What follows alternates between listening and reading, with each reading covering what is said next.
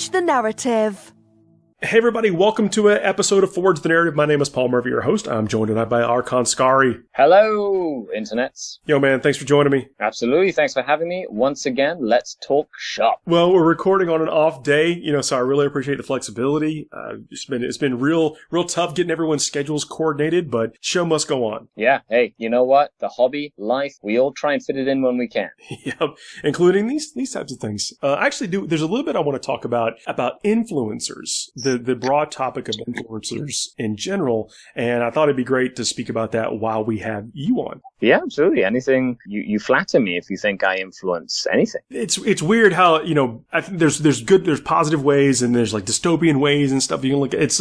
I watched a really cool vlog on YouTube of someone that was describing their thoughts on influencers, and they are quite an influencer themselves. But anyway, we'll get to that later. In the middle of the show, I'll also have something to include from John Lennon, who is one of the organizers for the Battle of the Peak that just happened recently in Florida. It would be cool to talk to him. And then after that, you and I will come back and we'll talk about the influencer topic and some hobby stuff and whatever. Let's do it.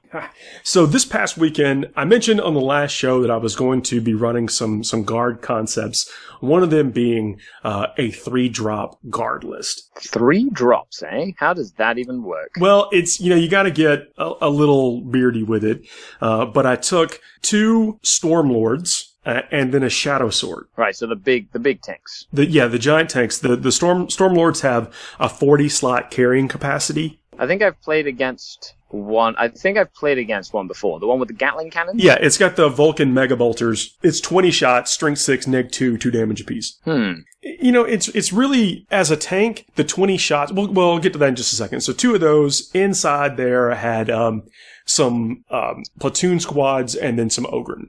Well, I like the fact that you can kind of fit pretty much everything you want into those transports. The Ogryn take up 3 slots apiece. So you got a unit of 6, unit of 5, unit of 4, or whatever. That still gives you plenty of room to fill it with some platoon bodies or scions or whatever. And then not only that, but I guess if you're playing ITC missions, in half the missions, you'd be very likely going to be getting the +1. Yeah, you get the +1 to go first. And then you're in ITC missions, you're also going to be kind of protected against the kill more. Well, I guess you'd have to get through, how many wounds do each of these things have? 24, 26. I should just bring it up. They don't have like an invulnerable save or anything, do they? No, they don't. You can, in the list, there was also some Primaris Psykers. So after I'm deployed and it's my turn to go, then the Psykers jump out and buff the tanks. So you can give one tank a neg 1 to hit with a Nitro out and the other tank a +1 to armor save. Have you played a lot of test games with this sort of concept, or has it been more like a 1 or 2 times thing? Oh, it's a 1 or 2 times thing, because it's one of those to where do I want to put all my eggs in those baskets? And after the first game I played, that is literally what you did there. Yeah, exactly. So the first game I played, playing ITC Mission 1, lined up against Gene Stealer cults, and I went first, and then I unleashed the firepower from these tanks. They shoot a lot, I think. They do, but let's say I was firing at, what are the bikes for the Gene Stealer cults? The Jackals. The Jackals, yeah. Firing at them, a big unit, you can buff it up with some Feel No Pain, you can buff it up, I don't think they get the invulnerable save, but they do get, I think you can get a 6+ invulnerable save because of their, cult traditions or whatever. Yeah, I don't know which one it is, but one of them does have that. Yeah, and then I think there's a way to work in a Feel No Pain in there. So after all 3 tanks fired and shot, I was able to kill 1 unit of bikes. A 10-man? 15-man? Like, how big was this unit? It was like a 10-man unit of bikes.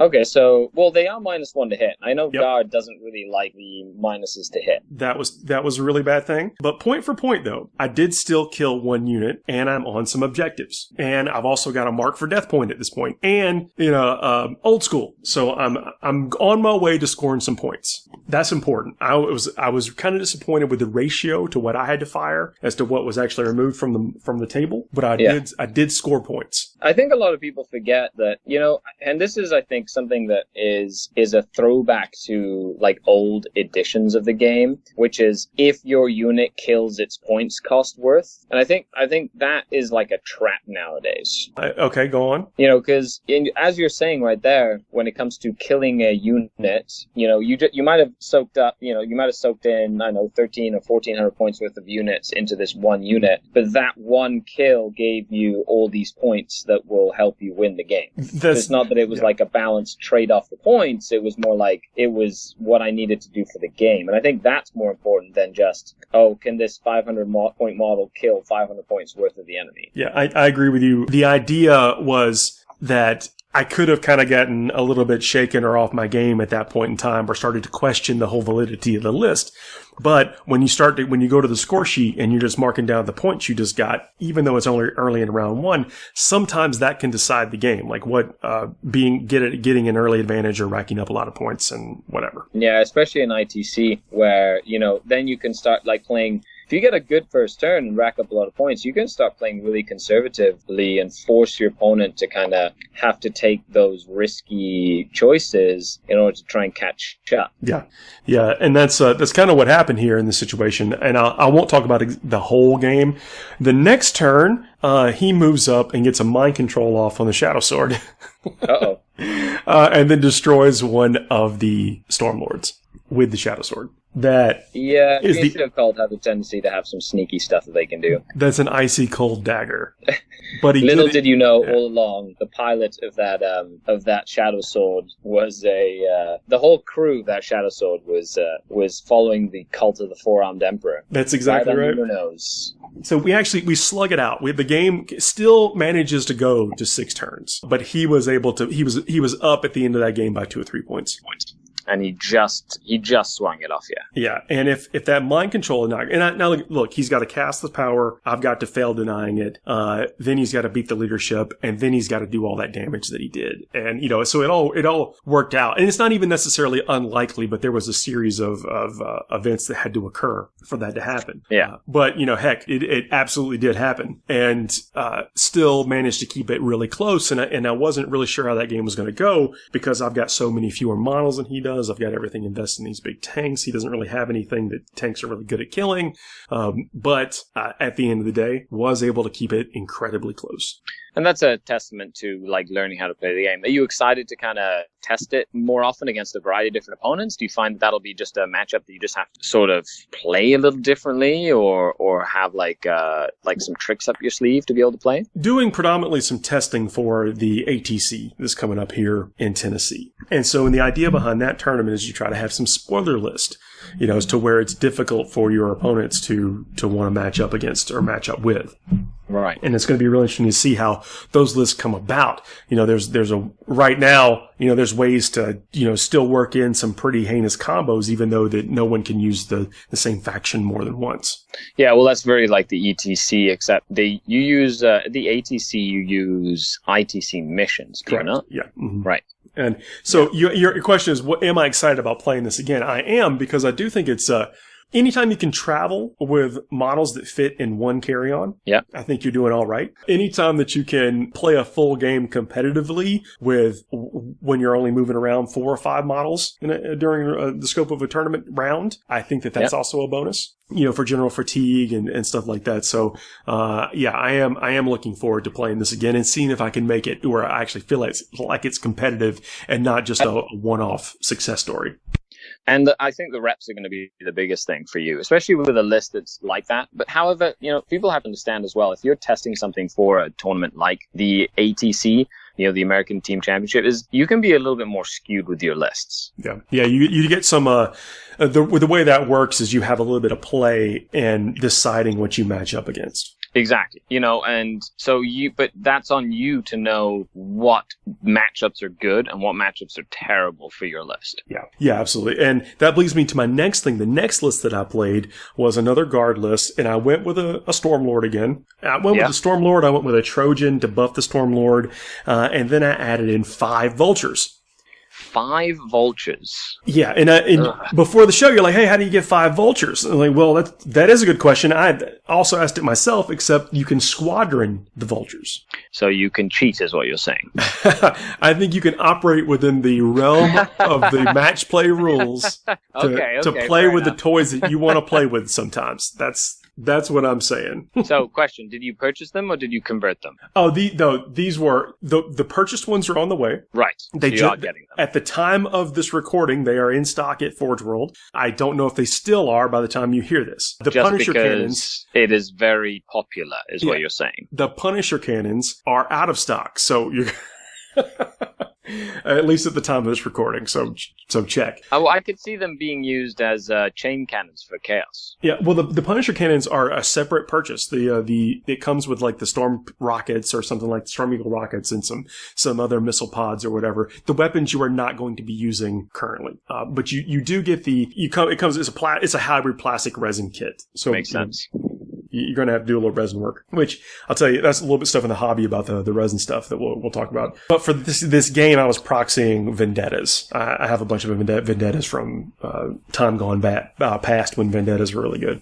Well, they do, those Punishers, like, I've seen them do work, and they do work. Yeah. Yeah, but the thing about the ACC also is that you can borrow models from people because the hobby requirement is just that it's painted, not that it... Not that it all matches, you know. Yeah, that's kind of like you end up playing a little bit of borrow hammer. Like I didn't start using. I don't own 12 Venoms for my ETC list, but I did borrow the Venoms I needed to have 12 Venoms. Yeah, went with 3 of them in the Airwing detachment, and then I took 2 as part of the Flyer detachment in a battalion. Sorry, the Flyer slot in a battalion in a squad. Yeah, that makes sense. You know, you really get to. So I honestly, I think the Imperial Guard Flyers are, especially those Punisher ones, are one of the better units in the Guard like arsenal that you can use right now. They have the strafing run, so I'll add 1 to hit rolls against unit that do not have the fly keyword. So you can shoot things on the ground at your ballistic skill. You know, you are moving, so you're firing heavy weapons, so that's a problem.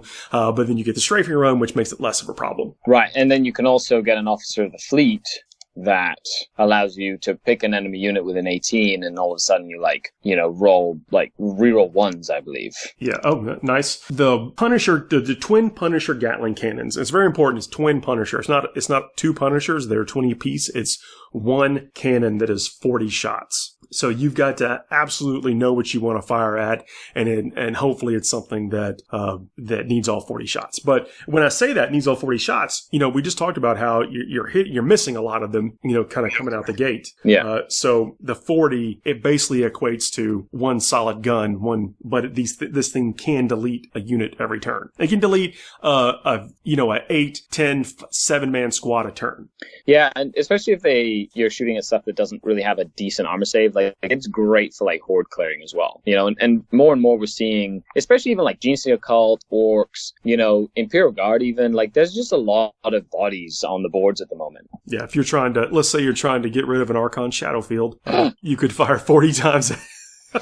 Hey, that Shadowfield will stay true and will not be failed unless Vect says it should be failed and it was actually a trap all along, and now Vect owns your Cabal because you're dead. Yeah, anecdotally, if whoever I'm playing against, if they're playing Dark Eldar with a Shadowfield, if they pass the first save, I just assume they're going to pass the rest of them.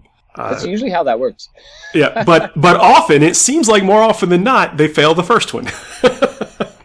Well, it's funny. A lot of folks, especially Archons, forget that you don't have to take the Shadowfield save unless you want to. Well, look, all I'm saying is this anecdotal evidence may vary from person to person.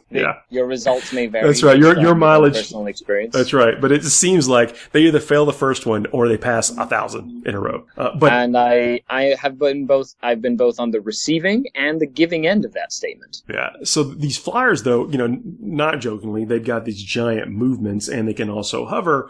And so they're pretty good at getting next to characters if someone were to leave them exposed. And these 40 shots are more than capable of taking out most 5 or less wound characters or models.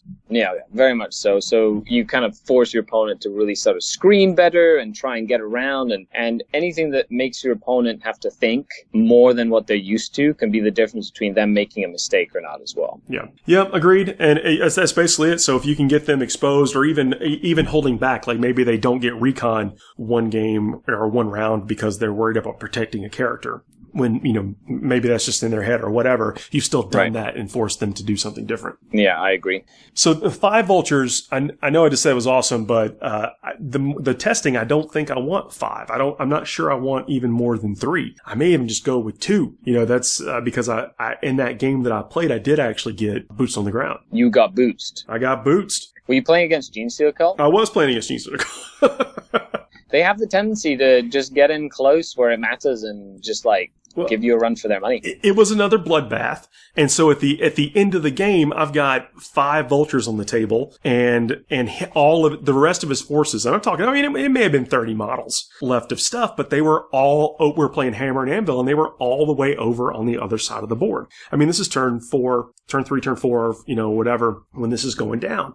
So if I'd even had 1 or 2 deep striking scions, if I'd had 90 points worth of stuff deep striking on the other side of the table, I would have been incredibly far ahead. And then, me losing my tank, my, Stormlord and the Trojan and stuff, wouldn't really matter because he would not have had enough time left in the game to get all the way back across the table. Right. Yeah, it's crazy how you notice that in retrospect most of the time. So just another thing, test your stuff, test your lists, and find out what you need before you go to an event instead of finding that out during an event. You're dead on. Nothing gets around playtesting, and that's one of the subjects that kind of leads into the conversation I wanted to have about the influencer stuff. Because, and I'm using that term as the internet term, not necessarily what you and I are doing, Scary. But we get some messages sometimes like, I can't keep up. I can't go out and buy all the stuff that you guys talk about on the air. And my response is always don't. Don't do that. Playtest first. Proxy, find out if it's right for you. Because if you do, like some of the things that we talk about are granted, I try to put is I'd probably say I'm within 90-95% of the stuff that we actually chat about, I put on the table myself in some capacity. I agree with that. I don't, when I do a tactical series or I talk about anything at all in terms of what I like and what I don't like, I will not recommend anything that I have not physically tried myself on the tabletop. Yeah, well, the things we talk about sometimes is, it's the new release stuff, but in the capacity of what you're going to put in a list. Sometimes it's stuff that's just so mathematically obvious that it's good, that of course you're going to like it or whatever. But some of the stuff, especially the tactics and some of the fringe stuff, or if you've got to get it from Forge World or whatever, you play with it. You know what your threshold is for spending, and never ever feel obligated to get something that is outside of whatever that threshold is. I agree. We got people out there. Heck, somebody just won a tournament with Grey Knights. We've got after our Dark Angel show last week, had lots of people talking about what they're running in their Dark Angels and stuff. That's when I would really advocate spending if you're devoted to a faction and you need something to improve within that faction, and you can get a unit or 2 to do that. I definitely recommend that. But some of this other stuff, if it's a brand new army or whatever, play test it. Make sure it's right for you. Proxy, use pieces of bubblegum and bottle caps. Hey, I used to use photocopied, cut out images from the hobby section of a codex. Glued onto a base of some sort. And there's absolutely nothing wrong with that. Seriously, nothing wrong with that. Because, this is an expensive hobby. This is I think as far as hobbies go, I know there are ones that are more expensive, but it's on up there, and don't feel like you've got to keep up with any podcast or even any players next to you. I think that you need to always be focused on and spending towards what your enjoyment of the game is. And if your enjoyment is winning games, then you're going to have to buy stuff and keep up with things and evolve. Exactly.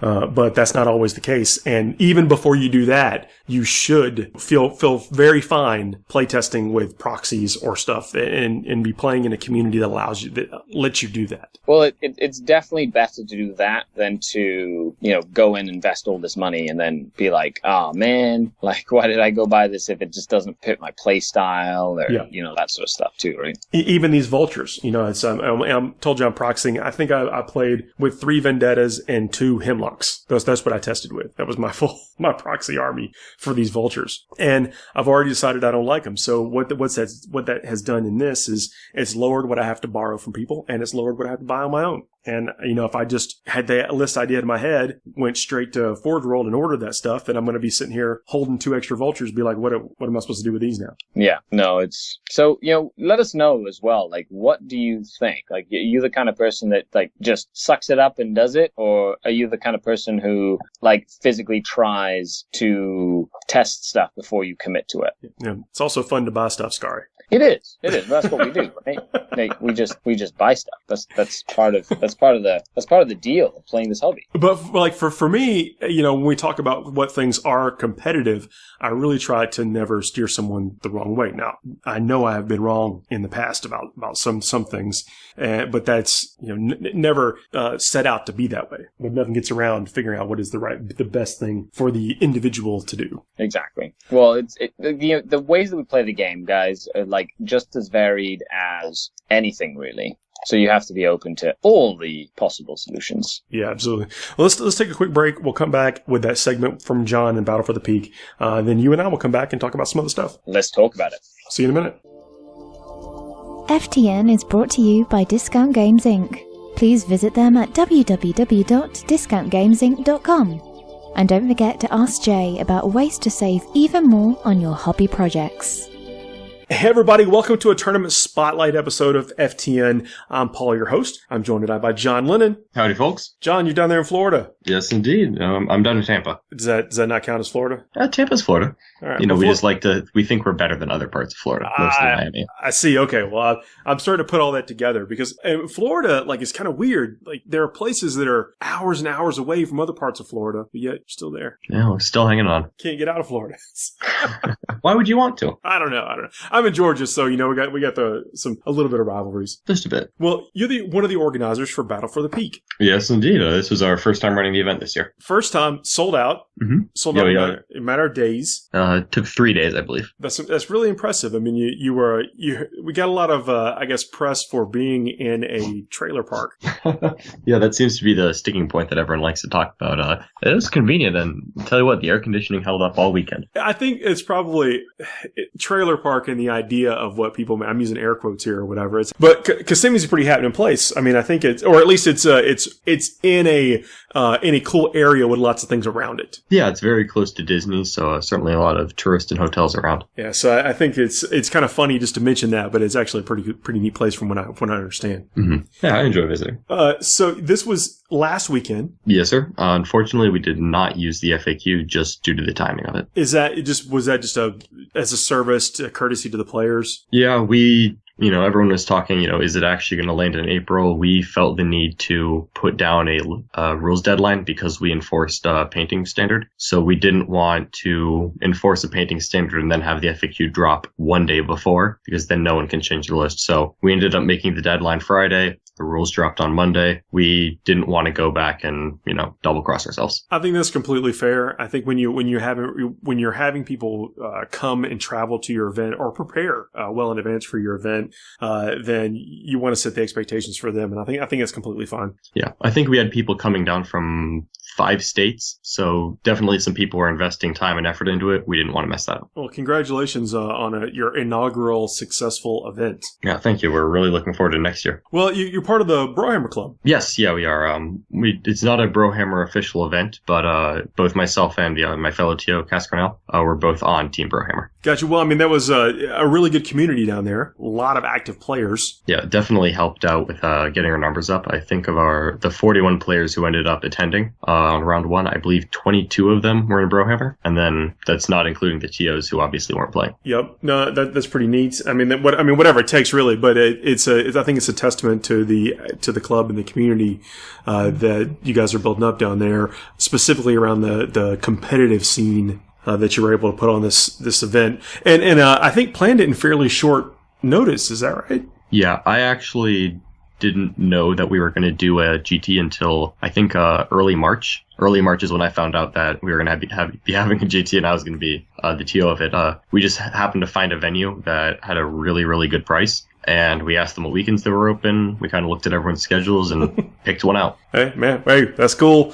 So you'll be doing it again? Yes, yeah, we had a great time. It was a good success. We got a lot of good feedback from the players, so I feel obligated to go bigger and better next year. Well, I've heard a lot of good things about the event. I'm sorry I couldn't make it. It was also short notice for me. Gonna try to put it on the list for next year. Absolutely, we hope to see you there. Well, this was also the kickoff for the Armageddon series I've been talking about for a while. Yeah, we were really excited to hear about that. Honestly, I like competition and camaraderie wherever we can find it. So just increasing the pull in the South, that's something that I loved. It's a tournament league, and it was some other tournaments that we'll be talking about over the course of this series and on the show a little bit. You know, this was designed to kind of get participation going at some of the events, but you didn't need it. You guys were sold out in 3 days and already sold out, planned and sold out before we even had the conversation.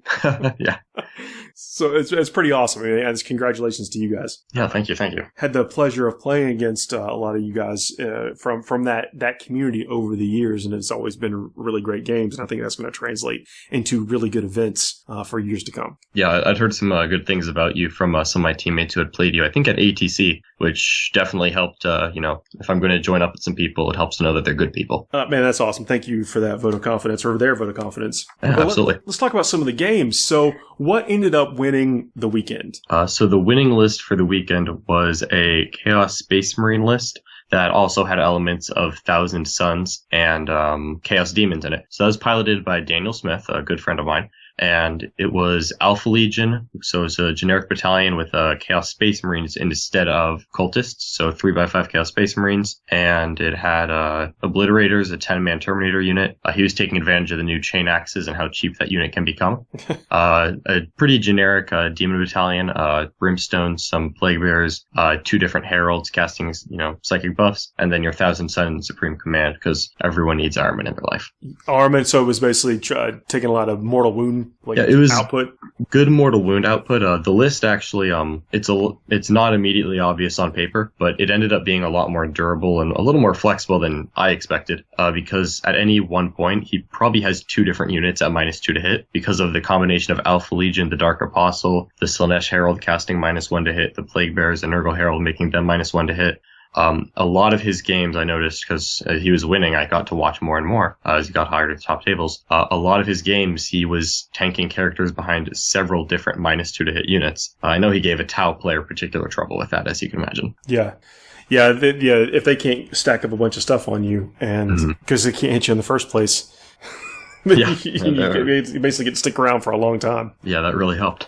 So the Dark Apostle. Now that unit, I think on paper it looks really great, but it's just basically a buff unit. You saw that getting some work? Yeah, I saw it getting in some work, and it seemed really useful, especially when going second. I noticed that a lot of Daniel would run up his Dark Apostle, deep strike in like an Obliterator unit, get his shots in, and then before his opponent's next turn, the buffs would go up and it would be -2 to hit. And is that even worth shooting it anymore?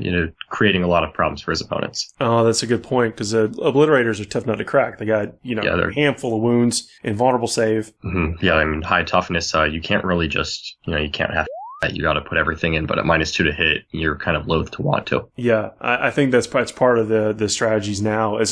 I'm actually thinking about a list that just makes your opponent question whether or not they should keep doing what they want to do, which introduces a little bit of maybe confusion on their side, which may help them make a mistake.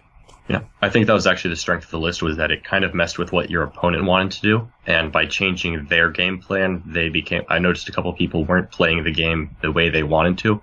And maybe that meant they weren't playing as well as they're used to. And that kind of let Daniel sneak by with a couple more points. Yeah, it could be. So he actually had a conversation or a battle with Andy Ford at the end. Is that right?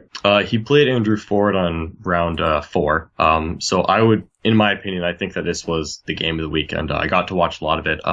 Andrew Ford's been on a hot streak. I think he's number 2 in the ITC right now, if you track that, which is certainly very impressive. And his first 3 games, Andrew ran over his opponents, and he wasn't gentle about it.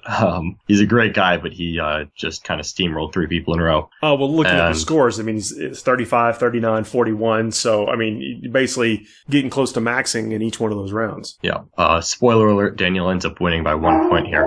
Early on, I thought Andrew was going to win. He had a very strong first turn. He blew up some screens, actually managed to shoot out a character because I think he did something Daniel wasn't expecting. But the game really swung on Daniel's second turn. So the key here is the Slanesh relic. It's I think the Forbidden Gem, where you can roll a 3d6, and if you beat someone's leadership, you can stop that character from acting in a phase. And what happened was his turn to drop. He got the Obliterators in, got their strength damage veterans, the long war up, and he shot twice and was able to take out the Knight Crusader. And at the same time, the Plague Bearers declared a charge, and they made it, and they tagged the Castellan. And then the gem in Andrew's turn stopped the Castellan from moving, which means it can't fall back. So in the shooting phase, it didn't have anything to do. Oh, that's was a dagger. Brutal.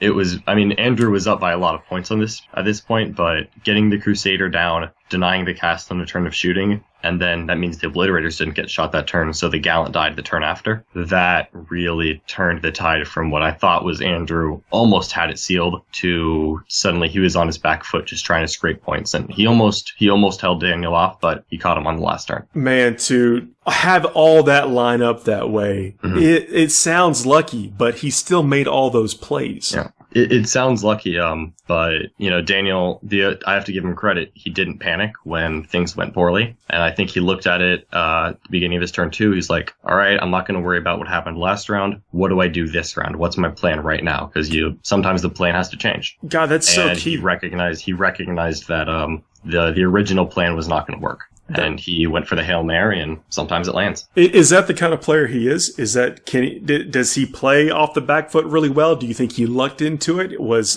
How did he even take the gem in the first place? Because that would not be my go-to relic. I got to talk a little smack here because Daniel's my friend. Daniel is the kind of player who tilts when something goes wrong. He tilts, and he knows it. But I've been, I'll take some credit here. I was trying to tell him, like, hey, you need to just ignore the plan when you start the beginning of your turn. So beginning of your turn, ignore what the plan was, look at the table as it is, decide what the plan is now. And I guess it worked for him this time because I think this is just him improving as a player. I think, and this definitely shows improvement as a player winning his first GT. I think that this was him learning from mistakes he'd made in the past. Adapt, improvise, overcome. Yeah, absolutely. But I mean, think of the series of events that you just described. I mean, tagging the Castellan with things that, I mean, it's a durable unit, and the Castellan only has so many attacks and doesn't hit very well, but you're kind of writing off that unit if things don't go well. And then, I mean, did he have to use a command point? I guess that's the thing with that gem. You really can roll the 3d6, and then if you're even close, then you burn an extra command point. But yeah, so he actually did. This was the dramatic moment. So you just have to beat leadership on 3d6. So I think on 3 dice the average is 10.5. Castellan's leadership 9. So it's not a stretch when you look at it that way. But Daniel's first roll was 4-1-1, and he used a command point on one of the ones, and he hit the 5 up. So there was a moment where when he rolled it, we all had that, oh no, where you just feel bad. And he says command point, and you kind of do the math in your head. He's like, oh, he needs a 5 up. Oh my God, what if he hits it? And it's dropped on a 5. Oh, that's pretty cool. I mean, again, it's easy for us to say, oh, we got lucky, but those were actually all very calculated plays. Yeah, it was definitely, nothing was needing to roll a 6 up, to win the game or anything. It was all things that could have been average. He got a low initial roll, made it up on the command point. I don't know if we just describe what was in Andrew's list. I mean, I know we talked about 2 knights. Oh, I'm sorry. No, that's all right. Once you say knights, you know it all. But well, it's not just a Castellan IG build. There's more to it than that. Yeah, it was triple Crass Knights. He's been running this for a while, and doing very well with it. He had a Castellan, Crusader, Gallant, and then your Guard Battalion with actually a Punisher tank commander, and then 50 infantry. I think it's 20, and 30 conscripts. But he actually runs them as Valhallan so that he gets the relic, the bolt pistol of execution, so that 30-man conscript glove really hangs around and doesn't die when you expect it to. Yeah, that's some unconventional stuff too. I mean that's a really nice response to things we've seen. I mean, I don't know many people that play with conscripts anymore. Yeah, it's not a popular choice, but I've played against it twice, and I can tell you that it's lethal. lethal. And the conscripts honestly are the most frustrating part. Yeah, anytime you have a fat unit, I think that you can hang other abilities on, then you just get more value. Yeah, just get the exponential buffs up. Yeah, I mean, granted, you're creating a solid target for your opponent to pound on, but that list is full of threats for people to get some target confusion or have to spread out their fire. Mm-hmm, exactly. Yeah, I like that. So that happened in round 4. So what ended up being the championship round? So the championship round ended up being Daniel Smith versus David Ozawa. And honestly, this was another great game. Spoiler alert, Daniel wins by, again, 1 point. What I would say the defining point of this game was literally the last roll, where Daniel had the bottom of the turn, and at the end of turn 6, going into his charge phase, he was down by 1 point, and he charged a Demon Prince into the Atomic HQ, the Tech Priest Engineer, and if he kills it, he wins the game. If he fails to kill, he loses the game by 1. And we were all watching him roll the charge, because there were no command points left. There was no Gaze of Fate. It was if he failed this charge, and it was like a 5-inch charge. It wasn't anything crazy, but we've all seen it happen. Oh, I've been that guy. Myself and the other TO, we were kind of just watching, like, is it going to end like this? And he made the charge, and took out the HQ, got the Killmore point, 1 by 1. It was an epic ending, but David Ozawa, he managed to submarine a little bit, started out low, and then his score started getting progressively higher as he went up the top table. He actually had a really interesting combination of Deathwatch, Atomic, and an Imperial Knight Crusader. It definitely did some work, took out some of the the bad guy lists, like 5 Eldar Flags with Yanari Spears. Surprisingly, he took that out really successfully. I mean, I've seen some shenanigans with the Death Watch happening. I mean that in a good way. I mean, they're benefiting from a swing in Marine rules. What was that helping him here? Yeah, I think it definitely did. Just the massive storm shields, and David's a very good positional player. He played Grey Knights for all of last ITC season, and he actually won Best Grey Knight. So polishing a turd, but he's very good at taking these fragile units, getting them in the best possible spot, getting max usage out of it. So when Deathwatch became suddenly more powerful, he had been practicing with basically just a worse version of Deathwatch. And he was able to turn that. He's very scary to watch, because everything he deep strikes is in the perfect spot. Oh, just precision with movement, and he's very precise with movement, game plan, deep striking, screening, especially. He's very good at that aspect of the game. That's a real threat. I mean, you could be over there thinking you're doing the best on your, as the opponent, and then you have something that just slips in the perfect position, and you've lost 2 characters, or the assassin just sneaks behind your lines and knifes you. Okay, so did he have you said a knight also in there? Yeah, he had a Knight Crusader in there, and then he had the Atomic, he had the Onager Dune Crawlers, which are not something I see taken a lot, but interesting. They do some work. Well, okay, why do you think he had those? Because I think that they're not as efficient as they appear on paper. Happy to be wrong. Honestly, I think the opposite. I think they're more efficient than they appear on paper. So I think the strength of them is how often they get ignored. Because he runs a combination of neutron laser and the Icarus, and really when you've got that big scary knight, it's a crass knight, it does all the anti-tank, it's so tough, people kind of have to shoot at it, and the Onagers very much benefit from not being focused on, because Atomic has so many different ways to heal their vehicles. I think you can spend 1 command point to heal 2d3 wounds. Mm-hmm. And then you can do a stratagem for like +2 to hit. You really can't just put a little bit of fire into them, you have to dedicate to take them out, because if they have even 1 wound left, they could get back to top tier hitting on 2s. So I think that they benefited a lot from that knight soaking up firepower and them just getting to chip away. And I think he put it in directly as a counter to the Eldar Flyer list. Yeah. Because the Death Watch don't have a lot of anti-tank, but they're really good at anti-infantry. The Crass Knight has a ton of anti-tank, but it can be focused down by Eldar Flyers, if they put the Doom Jinx 5 planes into it. The Onagers having 3 of them means you can't focus down 1 with like the Eldar Psychic powers. And just because of the strength and toughness, they're very, very strong against Eldar Flyers. Yeah, I suppose the Knight would eat up a lot of the attention, because you basically have to do it on round 1. I guess what I say about the inefficiency is I just don't see them. I don't see them going 1-on-1, like 1 Onager to 1 plane. You have to have multiples. Yeah. He definitely had 3. I think that his game plan going in was build for his hardest counter, outplay the rest. Okay. And then his hardest counter was going to be like the Eldar plane list, where the Death Watch don't get a lot of work. Mm-hmm. And, he was able to outplay the other people, even with what might be seen as the handicap of Dune Crawlers. And then when he got to that Eldar Flyer matchup, round 4 for him, then they came in clutch. I guess that's pretty cool when you draw your what you were planning on being your hard counter and having the counter for it. That's pretty fortunate. That doesn't always happen with the variation that we see in the tournament scene now. No, it certainly doesn't. Maybe there's, but every tournament there's always going to be certain luck in matchups because, someone has to play Nick Nanavati round 1. Oh, sure. Yeah. Everyone else doesn't. Yeah. You pray for those. And sometimes you get real salty when you're standing there at the table and you look over and seeing some guy who, could be both great players, but he's just got that other guy outlisted and you're over there fighting for your life. Yeah, I've been there. Absolutely. How was the event scored? So how did you determine the placings? What were some of the takeaways? How would you win this? If you're planning coming in next year, what's the path to victory? So we ran standard ITC champ missions. We did it purely by, win, loss, draw, then battle points as tiebreaker. So it was very ITC standard. We like to travel a lot to the different ITC events, and that's where we have the most fun. So we wanted to bring that standard here.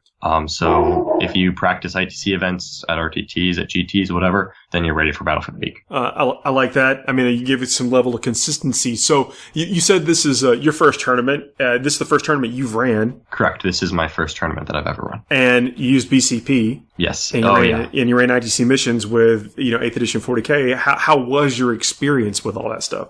It was extremely easy. Now, I have an iPhone, and I've heard that Android is maybe not the same, but as a TO having the iPhone, it was fantastic. I sat at a table, and at the end of the round, people came to me with their papers. I plugged it in. If the players wanted to put it in themselves, even easier for me. Considering that this was my first time, going right into the fire, I thought it was very self-explanatory, very easy to use. I downloaded the TO app basically just for this event, and it was also easy to submit the scores. I think I had the scores on the ITC website. I had them in before I had ordered my dinner. So that was always my goal was, the immediate gratification for whoever won of seeing that up there. Yeah. So I thought the BCP app was fantastic. I'll give them a plug. I actually bought a subscription after the event because it was that easy. I want them to keep going. So I don't know what else I can say. They were fantastic, and it was definitely a really good tool to have. Did you find yourself getting bogged down in rules calls or anything? This is, with the rise of popularity of the game, I think, thankfully we're seeing a lot more tournaments, but for someone that is on the edge, they want to bring an experience to people. What's your story? How difficult really was it? How intimidating was it to think about? But then how did it actually play out? Yeah. I was definitely more worried going in than I should have been. Going in, I had a fair amount of downtime. There weren't a lot of rules questions. 8th edition is just, fantastic like that. There were a couple of questions, at the beginning of each round about ITC scoring. Engineers is the one that catches everyone, because with units that split up, so I had to make a couple of rulings there. Like with combat squads, does it go to both squads? That was really the majority of it. I didn't have I had a couple line of sight questions as well, but I didn't feel like, I ever had 4 different people calling for judge. There were absolutely no, personality clashes. I didn't see a single person get angry with an opponent, which was just fantastic to observe because I don't want to get in the middle of that. But, if I have to, I would. But it was very refreshing seeing really everyone get along. That is the minority. You don't find that happen very, very often. People are people, but that's what I tell people. I try to encourage people to get out and play in these things because you run into a lot of like-minded individuals, even though, you may not think that's going to happen, or you may think you have nothing in common. We're all there doing the same thing. Yeah, absolutely. It's dramatic to read about, Warhammer drama, but there really wasn't any. I talked to the people who got last place, people who got first place. Everyone was having a good time and everyone enjoyed their opponents. And unfortunately, we didn't have a sportsmanship aspect that we were scoring for the event. That's something I kind of want to consider for next year, just because, yes, everyone's playing nice, but, I want to incentivize that still, especially if we're growing. But this year we didn't have it, but everyone, as far as I could tell, was being gentlemanly with their opponents. That's awesome. Or gentlewomanly, actually. Yeah, well, like the ladies as well. It looks like most people, played the full rounds, all their games. That shows people are having a good time. Yeah, we had a couple drops, as always happens. I think some people had some family situations arise, which is totally understandable. You have to prioritize real life. But altogether, I was very happy.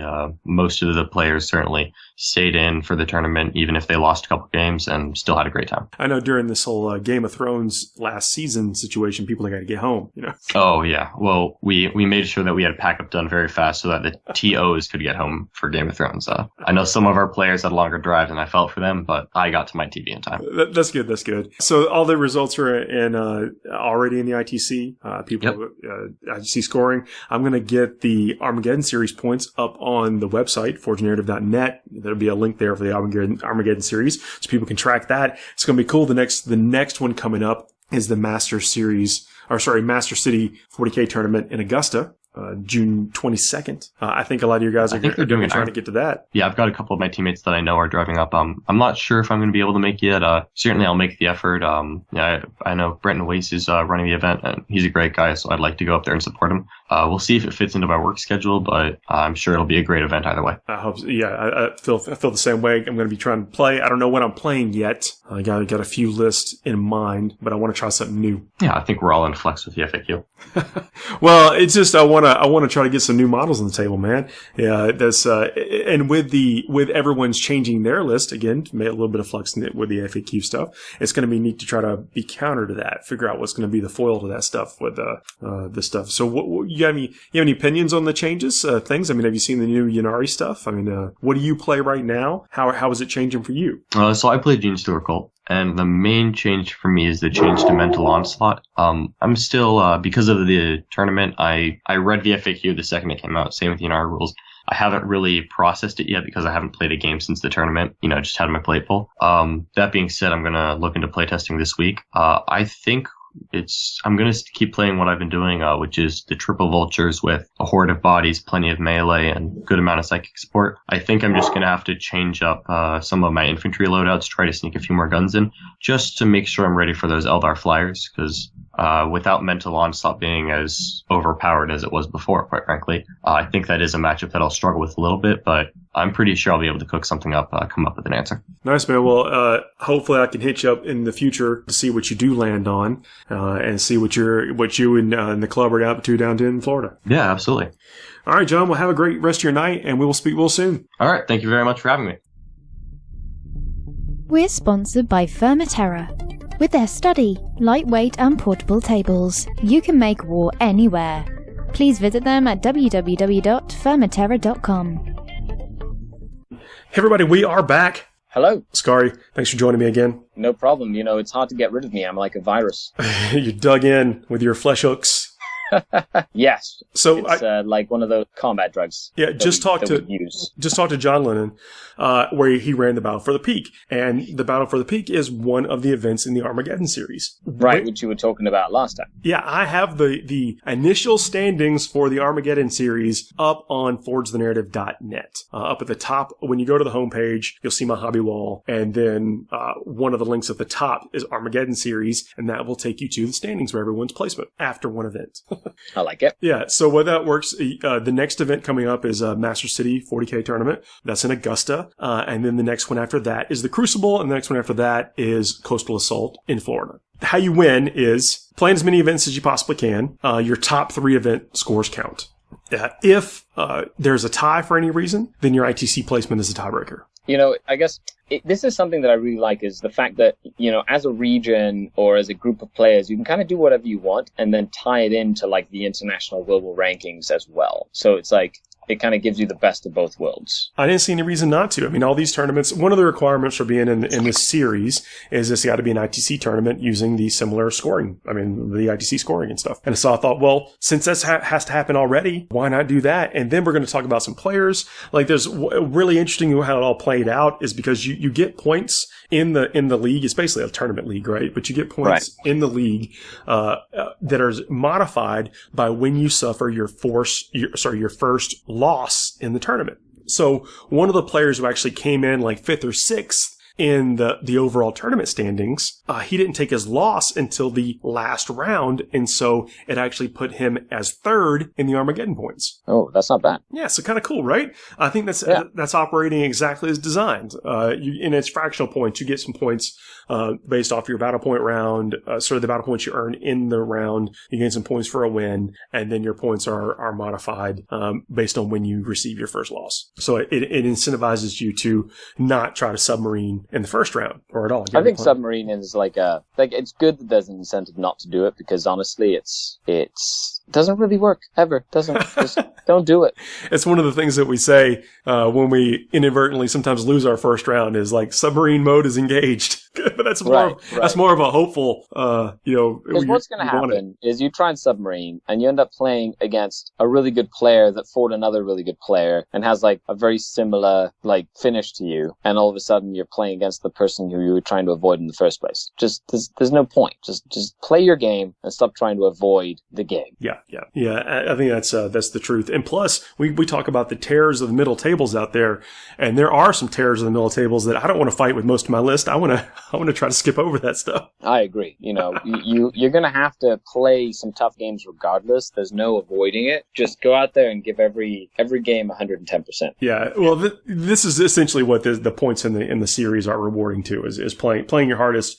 And playing all the rounds, which is what we try to encourage. I mean, as I said, very fortunate that try to. Do you guys have some hobby stuff too, or is it mostly just like this? Is just battle points. Now, you mentioned that the hobby track is thriving out there, which is really nice, and we were a big hand in getting that going, and it's really nice to see how that has taken off and people competing in it, and whatever. That's a huge aspect of what we do that we talk about also. I mean, I'm painting all the time. Got the finishing move segment. We really encourage that. But for this points tracking series, for the first run, just wanted it to be pure battle points. Well, and then I guess you can always expand from there, and do different things and add in are you going to be doing like faction awards and whatnot, or is it going to be mostly just like an overall style stuff? It's just going to be placement stuff, but we will be trash talking players along the way, both giving and receiving, and so we might bring that hobby into it that way.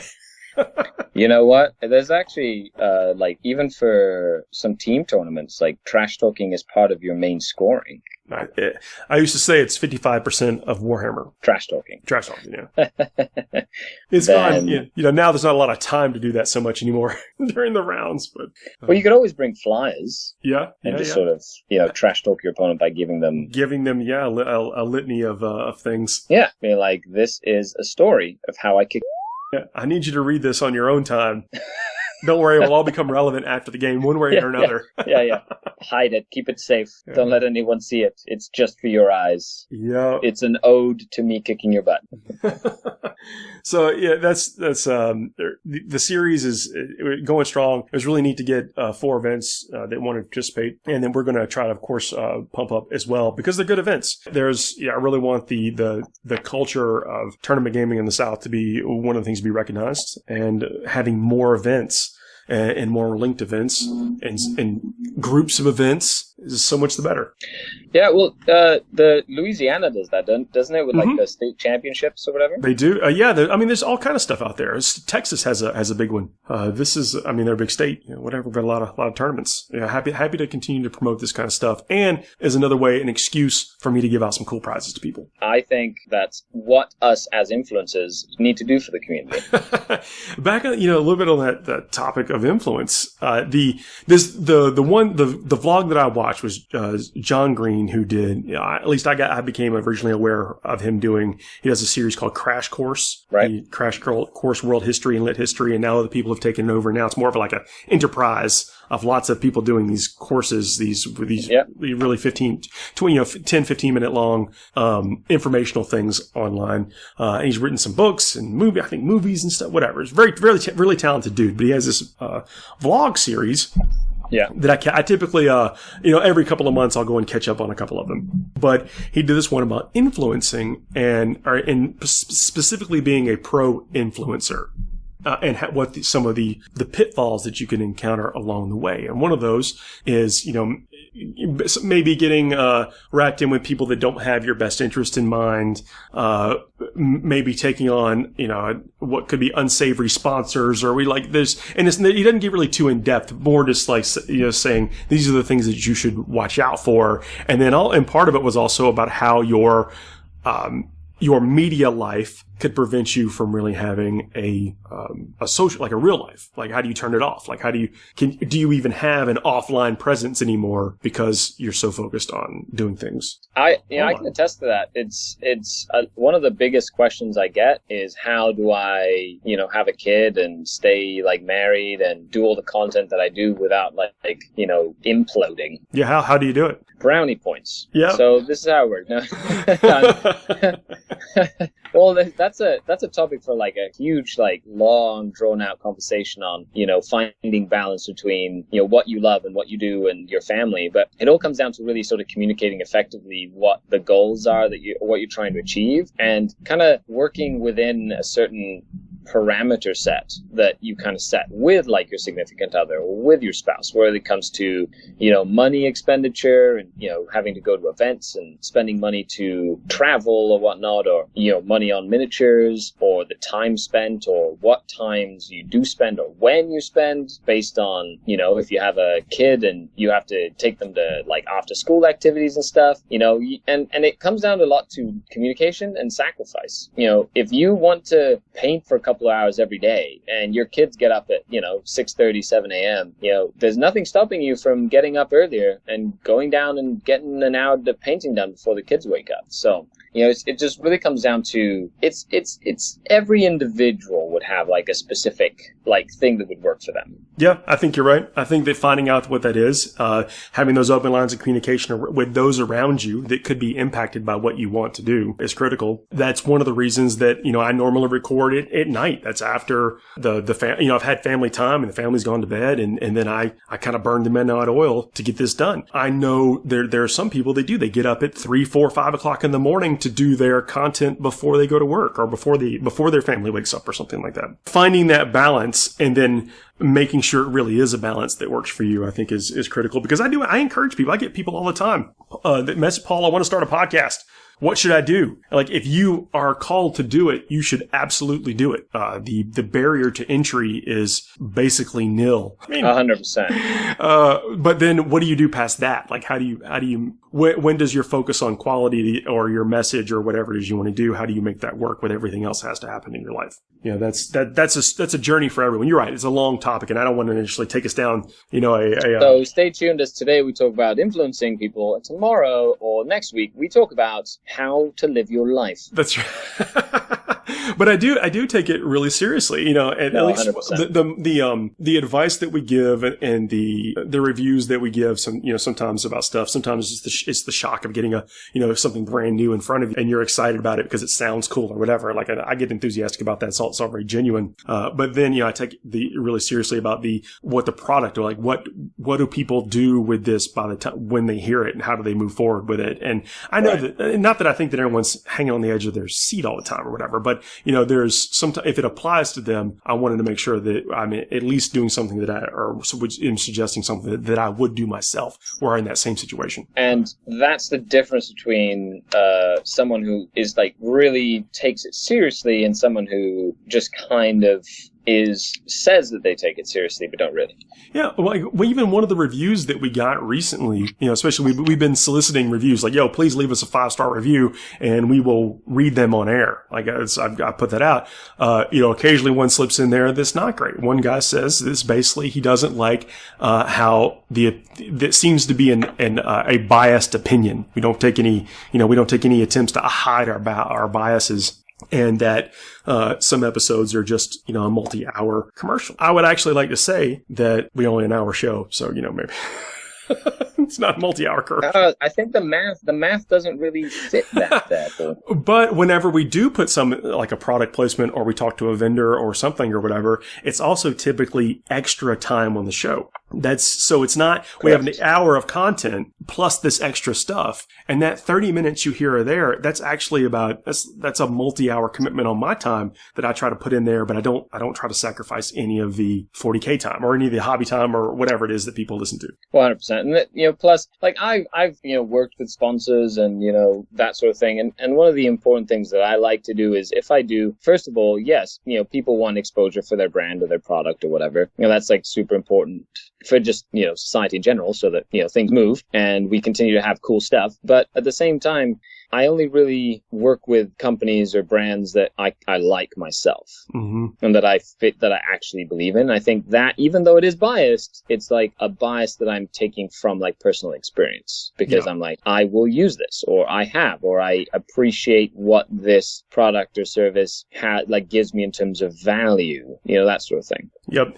Yeah. And that's it. At least in that one of those other points is like sometimes, this line of work or this line of hobby stuff will kind of lead you into potential kind of unsavory allies. And I've certainly been a victim of that in certain victims is a very strong word. I've been susceptible to that in some situations, but it doesn't, that's one of the things you learn from and just try to move on from. And sometimes you can't see it, but you should be aware of it when it's, before you get too deep, I guess. That's because when you put yourself out there, people recognize you and then want to work with you. And then, it's up to you have to keep your ultimate best, your long-term interest in mind. And that's actually one of the things that he talks about in this 5-minute vlog. I mean, I know we've talked 10 minutes about this 5-minute vlog or whatever.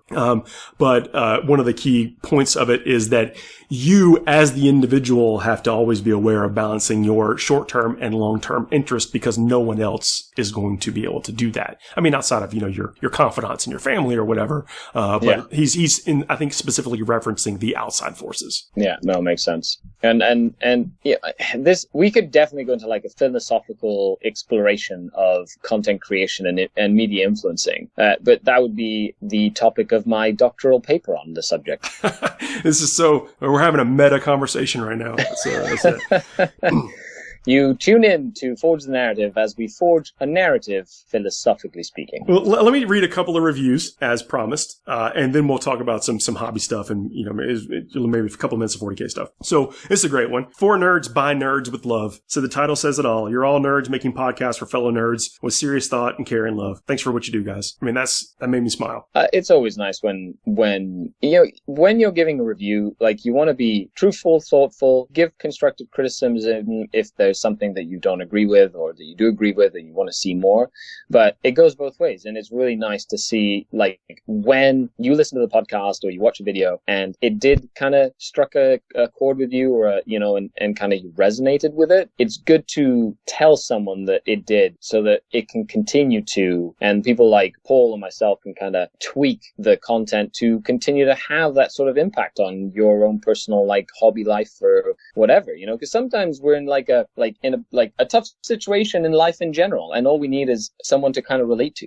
Yeah, especially when you're doing the consistent content. Like you have several pieces of content that come out a week. I've got, one that's come out, every week for 6 years. I mean, I'm up to over 300 something shows. I mean, that's, some of those have been by the seat of our pants.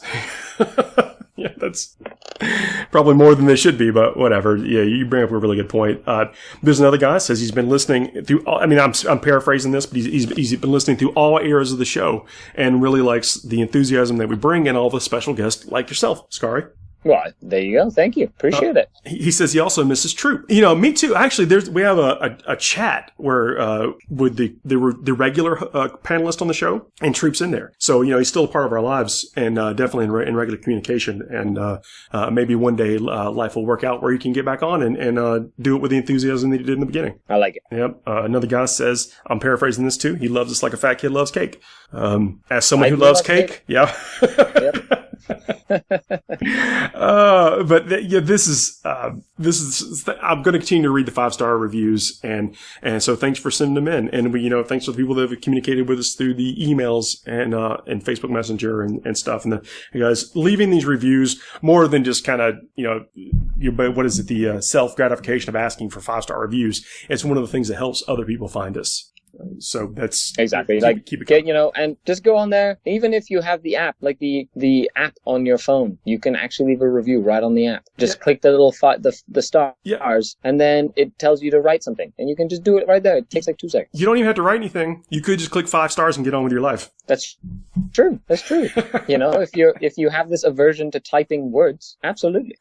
So the hobby stuff I want to talk about. I mentioned that I built one of these vultures already. Working with resin and plastic leaves me going back to superglue, and I didn't realize just how spoiled that I was with just working with these awesome new plastic models that keep coming out. And they are gorgeous. Yeah, absolutely. We're living in wonderful times, that's for sure. But with the resin stuff, you have to clean it differently. You've got to you absolutely have to. I hear people that say they wash their plastic models too. I've never ever been in a situation where I had to wash the mold release off of my plastic models. Yeah. But I think it's always a good practice when you're dealing with resin models. And the reason I say that is because even if you can't feel the texture, there could be enough there that interacts with your glue to make your whole gluing process a nightmare. That's what we call a sticky situation. I'm glad you're holding that down while Morgan can't be here. Morgan's at Battle Haven. Thank you for that. You're very welcome. Yeah, but then I'm watching this tutorial on how to build the Vulture, and then, somebody brings out their hobby saw, and I remembered I have a hobby saw. Like an actual GW hobby saw? It's not a GW, it's an X-Acto hobby saw. Now, that is something that I do not have in my toolkit. I don't use it very often, but when it's like, it's not a super big investment. And I think when you need it, you're going to be really glad that you had it. With clippers, even side clippers, you're trying to get like a really straight cut on things. It can be difficult. And also with like when you're dealing with resin, you have the potential. You've got to kind of nip away at it. You can't just go right to the root and try to rip it out with the side clippers, because I'm sure there's some science involved. Vibrations in the dilithium crystals or whatever cause your piece to shatter in a weird way. Well, you came, you soared, and you conquered. Oh, that wasn't an invitation to do it. But at least people are getting that consistency. There you go. So with that saw that I remember that I had a little bit too late for this one, it made me think like that's exactly right. You're going to save so much time when you're dealing with some of these resin pieces. If you have, and even sometimes plastic, especially if you're a kit basher. Like I'm not a converter, but I am a kit basher, and sometimes you just want that smooth, absolute flat clip, and you don't always get that with the clippers, even when they are the side bevel clippers. I think you going with that saw is where you want to be. And it's not expensive. I think it was like $15, and that came with 2 blades. Just in case one snapped, or is they different? Like, are they different? I'm not good enough to know whether or not they have a different blade on them. But probably right. One is probably a finer blade than the other. But if you got one with just one blade, I think you're probably still fine too. And I probably wouldn't go out and proactively get one. I would probably get one the next time my job came up where I thought I was going to be working with something like that. But then, washing I guess this hobby segment is about resin, but washing the resin when you get it, I think is critical, because even if you don't feel it, it could affect how your glue interacts with it and how the paint and the primer sticks to it. Right. That's pretty big. You'll get places where the paint either rubs off or you have to go back and touch it up, like especially if you're using like an airbrush, and maybe it doesn't cause you a lot of extra time and stuff. But having the right tools for the job, one of the recurring things in these segments is letting the tools do the work for you.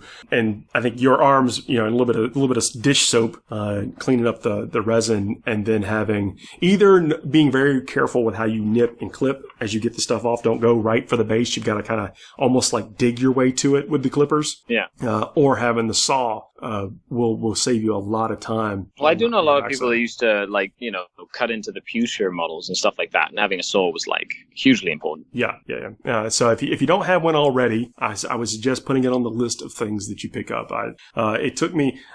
This is coming from someone who realized that they had one in their toolkit. Well, after I was looking for a painting tutorial, and there was a build tutorial. I'm like, oh, let me see how they built theirs. In case because I know I'm going to be building more. Right. And yeah. Well, Scary, that's all I want to talk about today. Honestly, I think anybody who did not get influenced by this missed the point. Well, Duke, can I have you on again? I know you're preparing for some tournaments, and I'd like to see about how your list is going. Yeah, it's been #1 Drukhari so far, baby. Yeah, but I have ultimate faith in you. I think you're incredibly talented. I have to hold on to that till the LVO and try not to fluff it at LVO. That is a long time away, so stay strong. Stay strong. Thank you. All right, Scary, well, thanks for joining me, and we'll see you all again next week. Thanks a lot for having me on. The Dark Kin. Bye-bye.